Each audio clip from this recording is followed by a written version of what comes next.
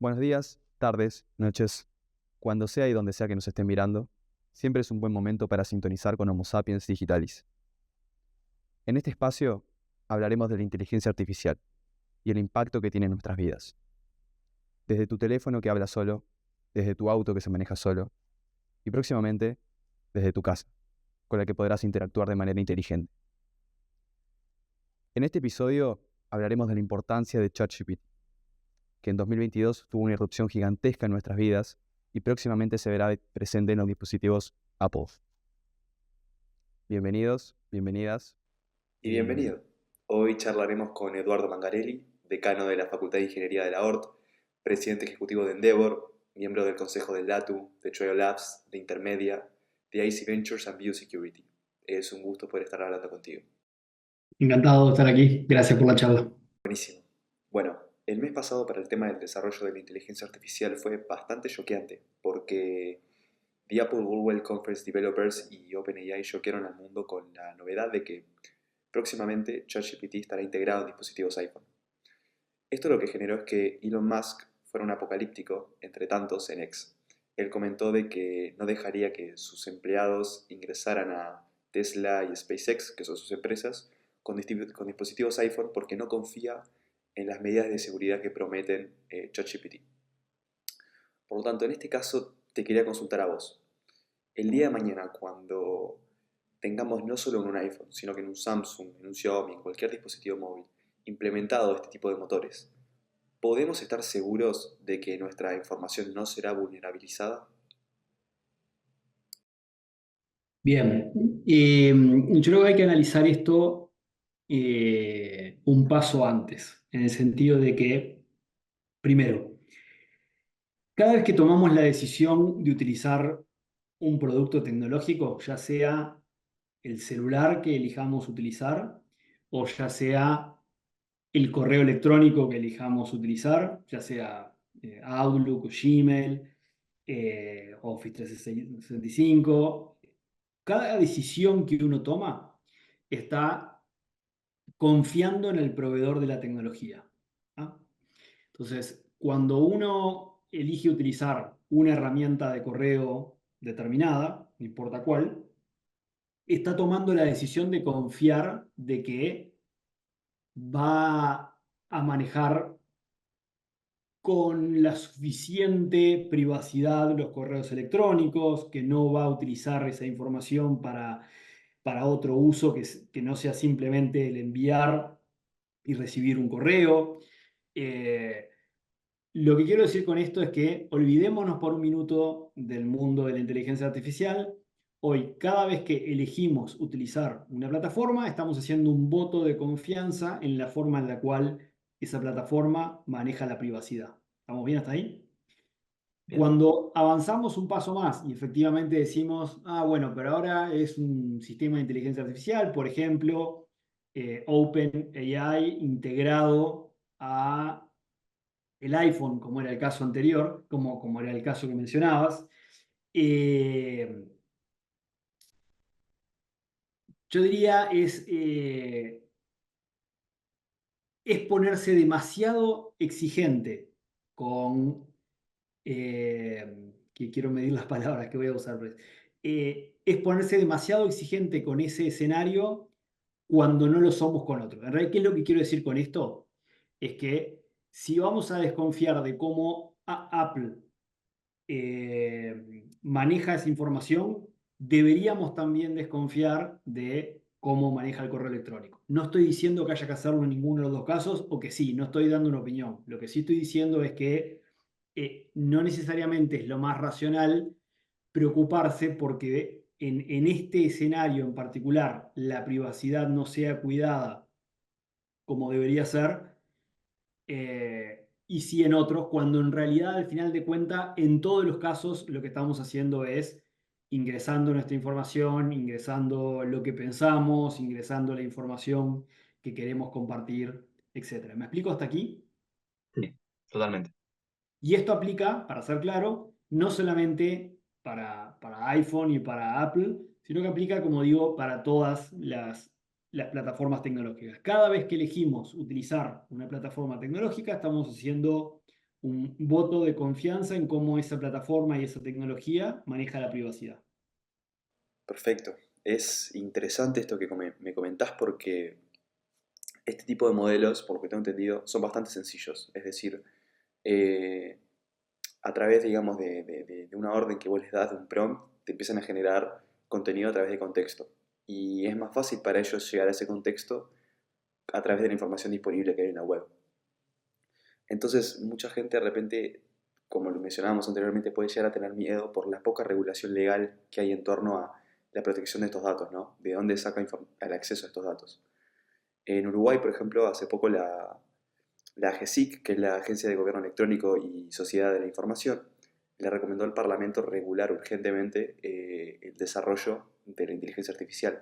Y no es el único caso, porque principalmente en Europa, también el Parlamento Europeo ha promovido muchas medidas, en Estados Unidos también se han promovido muchas medidas. Entonces, yo lo que te quería consultar a vos particularmente es, de acá a un futuro cercano, ¿qué podemos esperar en Uruguay, en Latinoamérica, con respecto al avance y desarrollo de las inteligencias artificiales?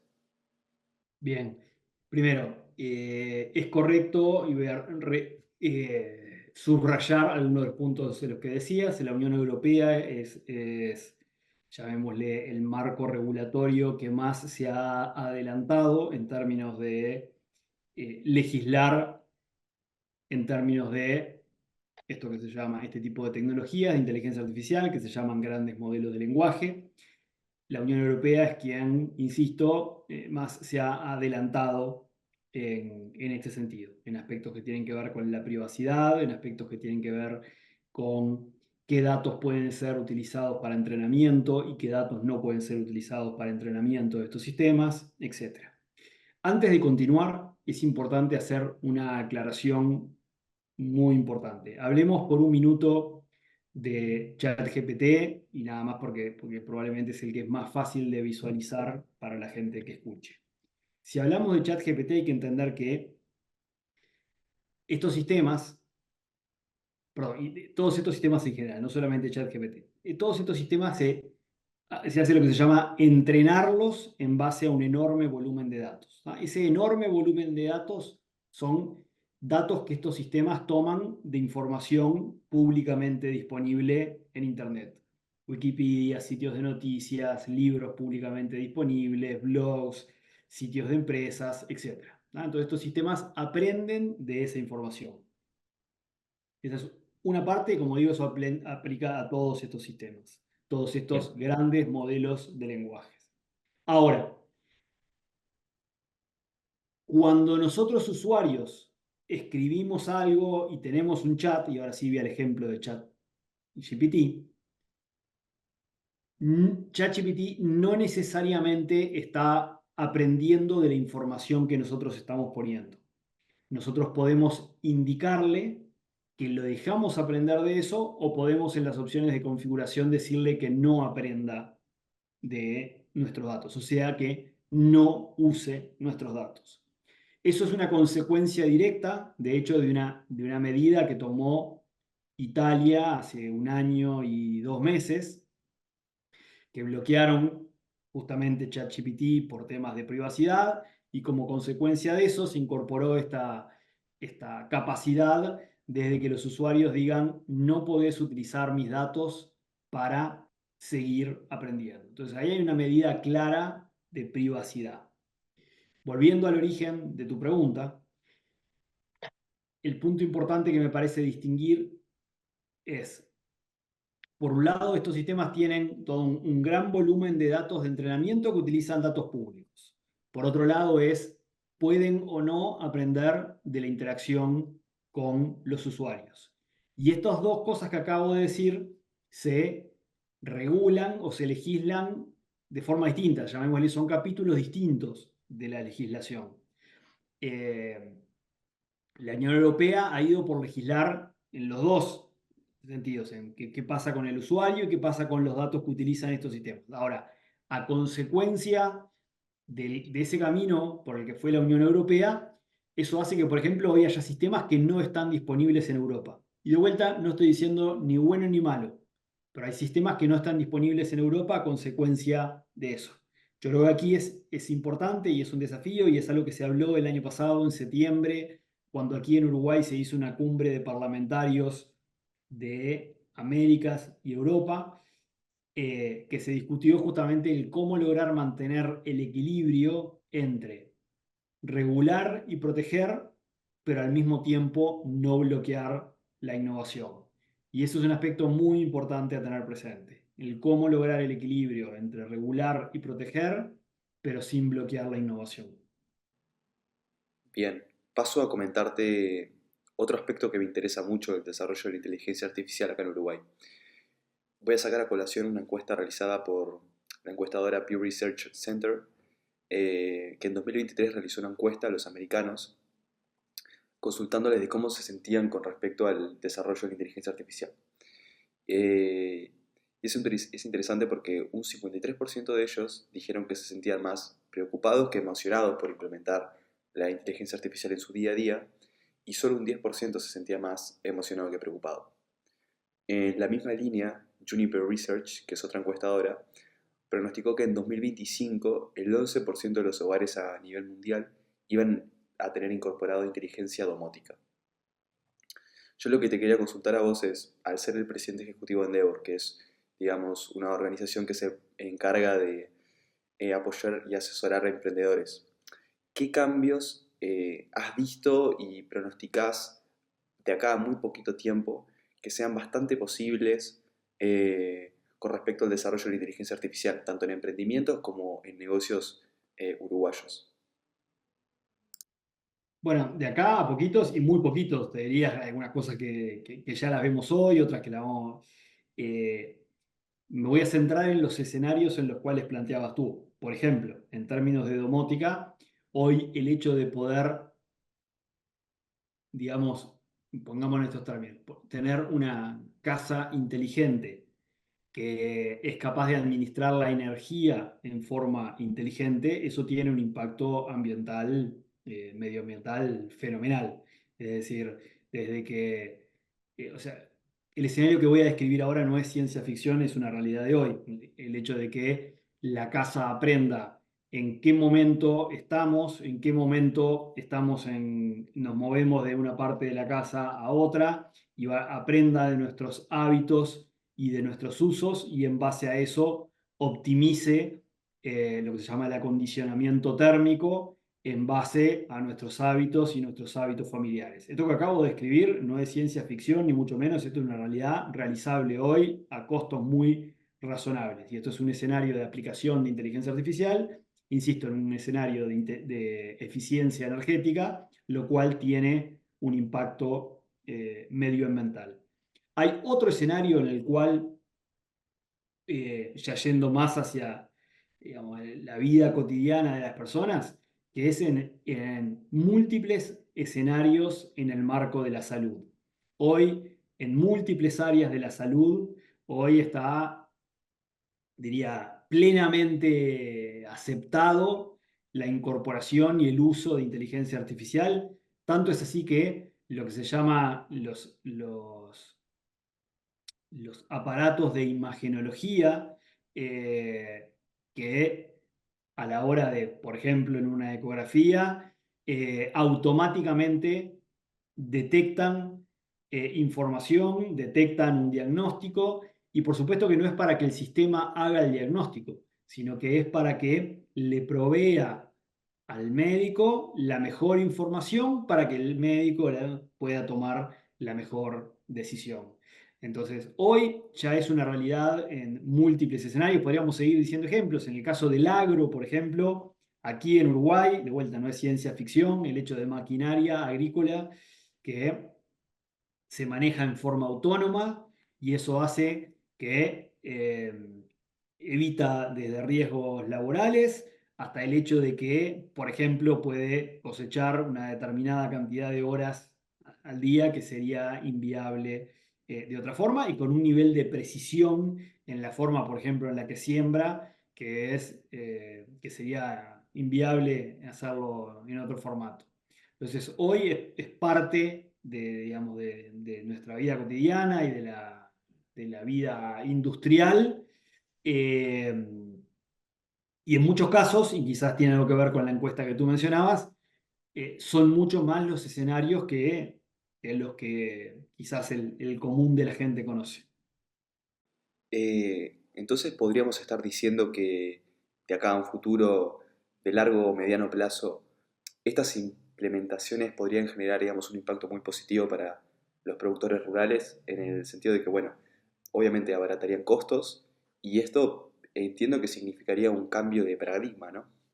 Sin duda, de hecho, como te digo, ya sucede hoy y sucede hoy aquí, digamos, no es ciencia ficción de otro lado. Bien, bueno, para ir finalizando y contrastar un poco, me gustaría preguntarte a nivel subjetivo, ¿qué es lo que más te ilusiona de todo este desarrollo exponencial de la inteligencia artificial que estamos viendo, bueno, tanto a nivel mundial como mismo en Uruguay? Y también, ¿qué es lo más positivo de poder estar viendo estos escenarios que recién mencionabas, que bueno, no son de ciencia ficción, pero se parecen bastante? Lo que más me entusiasma, yo personalmente soy un fanático obsesivo de la productividad, pero soy un fanático obsesivo de la productividad, eh, no por la productividad en sí, sino para poder dedicar tiempo a aquellas cosas en las que siento que le aporto más a otras personas, o aquellas cosas en las que me divierto más, o aquellas cosas en las que soy feliz, o en el tiempo que paso con mi familia. Entonces, la productividad la veo desde el punto de vista de cómo logro maximizar el tiempo dedicado en, en las cosas en las que quiero enfocar el tiempo. Bueno, tú me preguntabas qué parte de lo que diría me genera particular entusiasmo de este fenómeno. Bueno, es el impacto en en la productividad en términos de resolver en forma extremadamente efectiva y productiva múltiples tareas cotidianas que hasta ahora requerían múltiples pasos, múltiples interacciones. Cuando lo pienso en la generalidad llamemos de las personas, pudiendo acceder a tecnología que maximicen significativamente su productividad, e insisto, con el objetivo de poder dedicar su tiempo a aquello que más les interese, que más les apasione, etcétera. Ese es un escenario que me genera particular interés, motivación y, y que muchas veces trato de divulgar respecto a esto, justamente con el objetivo eh, de, de ayudar a las personas a visualizar cómo pueden ser más efectivos, cómo pueden ser más productivos. Esa es como una mirada de qué me genera en ese sentido de energía. Por otro lado, acompañado de eso, lo voy a conectar con los puntos que dijimos, con algunos de los puntos que mencioné previamente, es, por ejemplo, el impacto en términos de salud me parece fenomenal, porque de hecho ese impacto en la salud, parte de lo que genera es el hecho de que cuando llevamos la productividad, como por ejemplo en el área de imagenología que decíamos previamente, lo llevamos al área de la salud, lo que significa, por ejemplo, es que muchas más personas puedan acceder a un cierto servicio de salud. Entonces hay un impacto en esa productividad se transforma en el impacto de la cantidad de personas que pueden ser beneficiarias de un servicio determinado. Y relacionado con la optimización del tiempo que estabas comentando recién y con la accesibilidad, que son dos conceptos que me parecen muy interesantes, se me viene a la cabeza un término que se está utilizando de forma muy recurrente en la actualidad, que es el hecho de que la inteligencia artificial puede llegar a ser como una especie de asistente personal. Es como si tuviéramos un asistente que nos ayuda en distintas tareas, para el deporte, para nuestra nutrición, para optimizar nuestro tiempo.